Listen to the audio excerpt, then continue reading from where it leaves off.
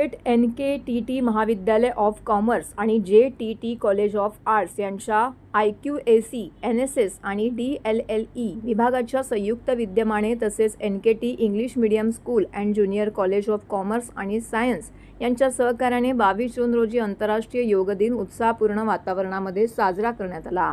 या कार्यक्रमासाठी प्रमुख मान्यवर म्हणून शेठ NKTT पदवी महाविद्यालयाचे प्राचार्य डॉक्टर दिलीप पाटील, ज्युनियर कॉलेजच्या प्राचार्य सौ लिडिया सालियन, उपप्राचार्य डॉक्टर हिमांशी मनसुकानी, IQAC समन्वयक डॉक्टर मनोशी बागची, NSS संयोजिका डॉक्टर दीपाली मुलमुले आणि DLLE संयोजिका डॉक्टर किंजल गोसाई उपस्थित होत्या। अंबिका योग कुटीर येथील योग प्रशिक्षिका प्रतिभा महाले आणि त्यांच्या सहकारी प्रशिक्षकांचीही यावेळी विशेष उपस्थिती लाभली। कार्यक्रमात पदवी महाविद्यालय तसेच NKT इंग्लिश मीडियम स्कूल मधील समन्वयक, शिक्षकवृंद आणि विद्यार्थ्यांची उत्स्फूर्त उपस्थिती लाभली। योग दिनाच्या निमित्ताने योगाचे शारीरिक, मानसिक आणि आध्यात्मिक आरोग्यासाठी असलेले महत्त्व अधोरेखित करण्यात आले आहे।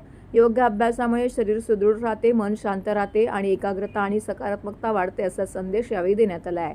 अंबिका योग कुटीरच्या प्रशिक्षकांच्या मार्गदर्शनाखाली विविध योगासने, प्राणायाम आणि ध्यानसाधनेचे प्रात्यक्षिक सादर करण्यात आली।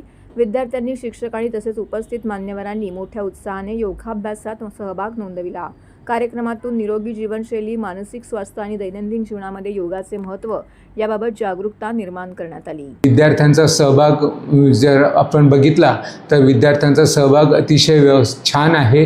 विद्यार्थ्यांमध्ये उत्साह दिसून येत आहे योगाबद्दल। योग ही एक अशी क्रिया आहे जी आपल्याला मनाशी संवाद साधण्यासाठी मदत करते। आजचा युवक जो आपण उद्याचा नागरिक म्हणून ज्याला आपण संबोधतो आणि 2047 जेव्हा आपण विकसित भारत म्हणून आपण जी स्वप्न बघत आहोत त्या विकसित भारत असण्याच्या या युवकांचा सहभाग जो आहे हा अतिशय महत्त्वाचा ठरणार आहे। आणि ही जी युवक आहेत आज वेगवेगळ्या स्पर्धांना, वेगवेगळ्या आव्हानांना स्थानिक पातळीवर तसेच आंतरराष्ट्रीय पातळीवर तोंड देत आहेत।